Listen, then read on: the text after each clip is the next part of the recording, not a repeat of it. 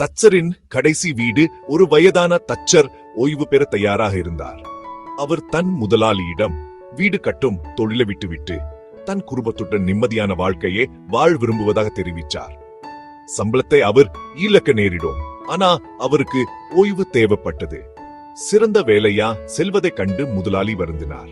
கிணன் தச்சரிடம் ஒரு தனிப்பட்ட உதவியாக இன்னும் ஒரே ஒரு வீடு மட்டும் கட்டி கொடுக்க முடியுமா என்று கேட்டார். தச்சரும் ஒப்புக்கொண்டார். ஆனால் அவருடைய மனம் அந்த வேலையில் இல்லை என்பதை எளிதாக காண முடிந்தது. அவர் ஏனோதானோ வென்று வேலை செய்தார் மற்றும் தரம் குறைந்த பொருட்களை பயன்படுத்தினார். ஒரு நீண்ட அர்ப்பணிப்புள்ள வாழ்க்கையை முடிக்க இது ஒரு துரதிர்ஷ்டவசமான வழியாகும். தச்சர் தன் வேலையை முடிச்சதும் முதலாளி அந்த வீட்டை பார்வையிட வந்தார். அவர் தனது சட்ட பையில இருந்து வீட்டின் முன் கதவு சாவியை எடுத்து தச்சரிடம் கொடுத்தார். இது உங்கள் வீடு, இத்தனை வருடங்கள் நீங்கள் செய்த சேவைக்காக இதன் பரிசு. தச்சர் அதிர்ச்சியில் உறைஞ்சு போனார்.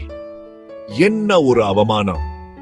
தான் கட்டுவது தனது சொந்த வீடு என்ன அவருக்கு முன்பே தெரிந்திருந்தா அவர் எல்லாத்தையும் எவ்வளவாக வித்தியாசமாக செய்திருப்பார். இவ்வளவு கவனக்குறைவா இருந்திருக்க மாட்டார். இப்போது அவர் தன் வாழ்நாளில் மோசமாக கட்டிய ஒரே வீட்டில் அவர் வாழ வேண்டியிருந்தது. தினசரி பாடம்.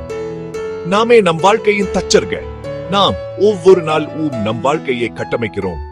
பல சமயங்களில் நமது சிறந்த உழைப்பை காட்டிலும் குறைவாகவே அதில் செலுத்துகிறோம்.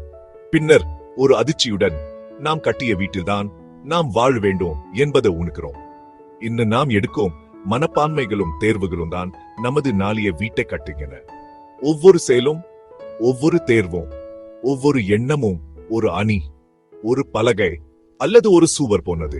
உங்கள் வாழ்க்கையை ஞானத்துடன் கட்டுங்க.